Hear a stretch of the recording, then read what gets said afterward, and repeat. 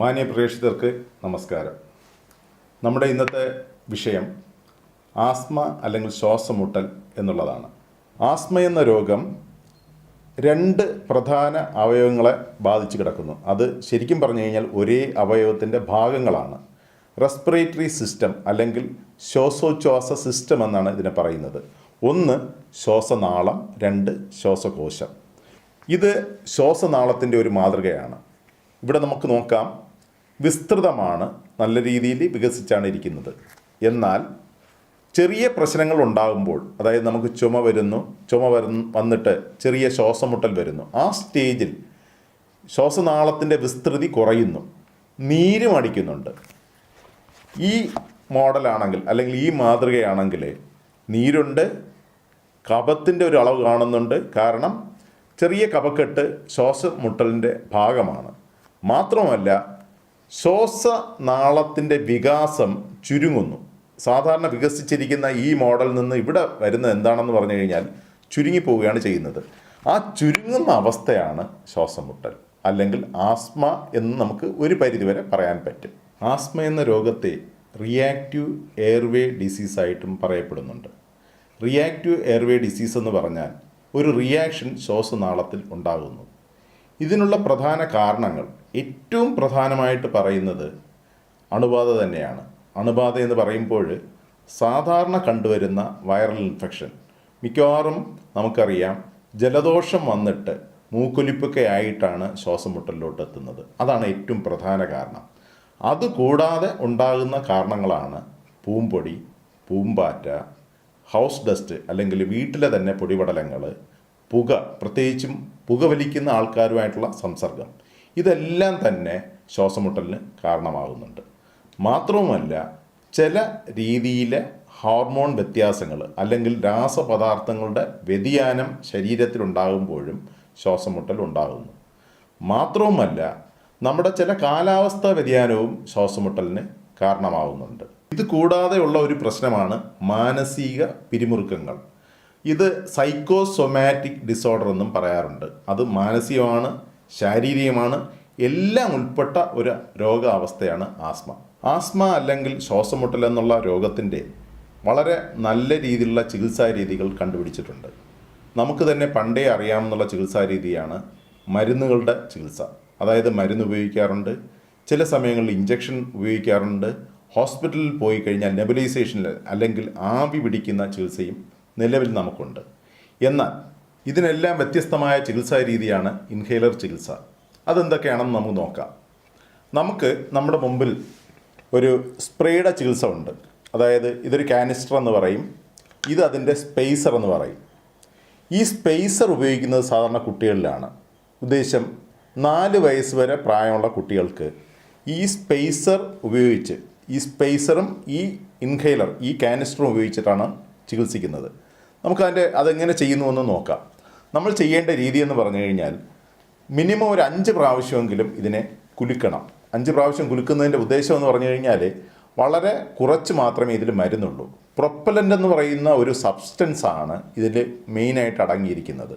അപ്പോൾ ശരിയായ രീതിയിലെ മിക്സിംഗ് വരണമെങ്കിൽ നല്ല രീതിയിൽ കുലുക്കേണ്ട ആവശ്യമുണ്ട്. മാത്രവുമല്ല സ്പേസറും അത്യാവശ്യമാണ്. കുട്ടികൾക്ക് മാത്രമല്ല, വലിയവർക്കായാൽ പോലും, അതായത് പ്രായമുള്ളവർക്കായാൽ പോലും ശരിയായ രീതിയിൽ മരുന്ന് ശ്വാസനാളത്തിൽ എത്തണമെങ്കിൽ ഈ കുലുക്കുന്നതും ആവശ്യമാണ്, ഈ സ്പേസറും ആവശ്യമാണ്. നമ്മൾ ഡയറക്റ്റായിട്ട് ഇത് ഉപയോഗിക്കാനായിട്ട് പാടില്ല. നോക്കാം, നമ്മളിങ്ങനെ ചെയ്യുമ്പോൾ കാനിസ്റ്ററിൽ കുലുക്കിയതിന് ശേഷം സ്പ്രേ ചെയ്യുന്നു. സ്പ്രേ ചെയ്യുമ്പോൾ ഈ സ്പേസറിൽ മരുന്ന് നിലനിൽക്കുന്നു. ഈ സ്പേസറിൽ നിന്ന് ഏകദേശം 30 സെക്കൻഡോളം കുഞ്ഞിൻ്റെ മൗത്തിനും മൂക്കിന് അറ്റവുമായിട്ട്, മൂക്കിൻ്റെ ഭാഗമായിട്ട് ഈ മാസ്ക് ഫിറ്റ് ചെയ്യുന്നു. അതായത് ഉദാഹരണം ഞാൻ കാണിക്കാം. ഇതുപോലെ ഇങ്ങനെ ഫിറ്റ് ചെയ്യുമ്പോൾ മരുന്ന് പുറത്തോട്ട് പോകുന്നില്ല. ഇങ്ങനെ ഫിറ്റ് ചെയ്ത് കഴിഞ്ഞാൽ കുഞ്ഞ് സാവധാനം ശ്വാസം എടുക്കുകയും വിടുകയും ചെയ്യുന്നു. 30 സെക്കൻഡ് കഴിയുമ്പോൾ മരുന്ന് ശ്വാസനാളം വഴി ശ്വാസകോശത്തിലെത്തുന്നു. ഏറ്റവും പ്രധാനമായിട്ട് ഈ മരുന്നിൻ്റെ ആവശ്യം ശ്വാസനാളത്തിലാണ്. ശ്വാസനാളം എന്ന് പറയുമ്പം ബ്രോങ്കസ്, ബ്രോങ്കിയോൾസ് എന്ന് പറയുന്ന ചെറിയ ചെറിയ ശ്വാസനാളങ്ങളുമുണ്ട്. അവിടം വരെ മരുന്ന് എത്തിക്കഴിഞ്ഞാൽ കുഞ്ഞിൻ്റെ ശ്വാസമുട്ടൽ അതായത് ചുരുങ്ങിയിരിക്കുന്ന ഈ അവസ്ഥയിൽ നിന്ന് നമുക്ക് ഈ അവസ്ഥയിലോട്ട് എത്തിക്കാനായിട്ട് പറ്റും. ഇതാണ് ഒരു ചികിത്സാ രീതി. 4 വയസ്സ് കഴിഞ്ഞാൽ ഈ മാസ്കിൻ്റെ ആവശ്യം ഇല്ല. ഇത് നമുക്ക് മാറ്റിയിട്ട് ഡയറക്റ്റായിട്ട് തന്നെ വായുടെ അകത്ത് വച്ചിട്ട് തന്നെ ഇതേ രീതിയിൽ ചെയ്യാൻ പറ്റും. മറ്റ് പറഞ്ഞ കാര്യങ്ങളെല്ലാം മാസ്ക് ഉപയോഗിച്ച് ചെയ്യുന്നതും മാസ്ക് ഇല്ലാതെ ചെയ്യുന്നതും ഒരുപോലെ തന്നെയാണ്. 3ാമത്തെ ചികിത്സാ രീതിയാണ് ഡ്രൈ പൗഡർ അല്ലെങ്കിൽ ഇൻഹേലർ ക്യാപ്സ്യൂൾസ് ഉപയോഗിച്ചുള്ള ചികിത്സാ രീതി. ഇത് ശരിക്കും 6 വയസ്സിന് ശേഷം മാത്രമേ പ്രായോഗികമായിട്ട് ഉപയോഗിക്കാൻ പാടുള്ളൂ. ഏറ്റവും നല്ല മെത്തേഡ് എന്ന് പറയുന്നത് നമ്മൾ ഉപയോഗിക്കുന്ന ഇൻഹേലർ സ്പ്രേ ചികിത്സ തന്നെയാണ്. എന്നിരുന്നാലും കൺവീനിയൻസ് നോക്കുകയാണെങ്കിൽ, അതായത് സ്കൂളിൽ പോകുന്ന കുട്ടികൾക്ക് പോക്കറ്റിൽ ഇട്ടുവരെ കൊടുത്തയക്കാൻ പറ്റുന്ന ഒരു ചികിത്സാ രീതിയാണ് ഈ ഡ്രൈ പൗഡർ ചികിത്സാ രീതി. ഇതിൻ്റെ രീതി എങ്ങനെയാണെന്ന് പറഞ്ഞു കഴിഞ്ഞാൽ, ഇതുപോലുള്ളൊരു ഇക്വിപ്മെൻറ്റ്സ് നമ്മൾ ഉപയോഗിക്കുന്നുണ്ട്. ഇത്തരം ഇക്വിപ്മെൻറ്റ്സിൽ ചെയ്യേണ്ടത്, നമ്മൾ ക്യാപ്സ്യൂൾ അകത്തിടുന്നു, എന്നിട്ട് തിരിച്ചത് അടയ്ക്കുന്നു. അത് കഴിഞ്ഞതിന് ശേഷം ഇങ്ങനെ ഒരു പ്രസ്സിങ് നടത്തി കഴിയുമ്പോൾ ഈ ക്യാപ്സ്യൂൾ പൊട്ടുന്നു.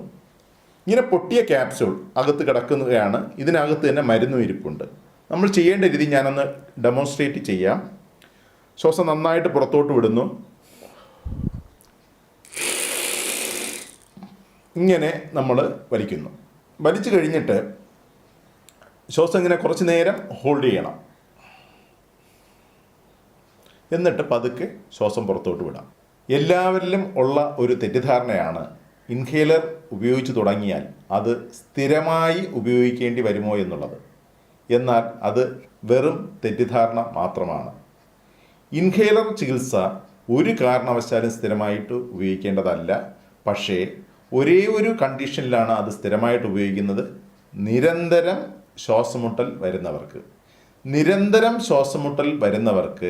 ആ അസുഖം വരാതിരിക്കാനായിട്ട് നമുക്ക് നിരന്തരം ഉപയോഗിക്കേണ്ടി വരും. അവിടെ ഒരു കാര്യം ശ്രദ്ധിക്കേണ്ടത്, നിരന്തരം മരുന്ന് ഉപയോഗിച്ചാൽ അതിൻ്റെ പാർശ്വഫലങ്ങൾ വളരെ കൂടുതലാണ്.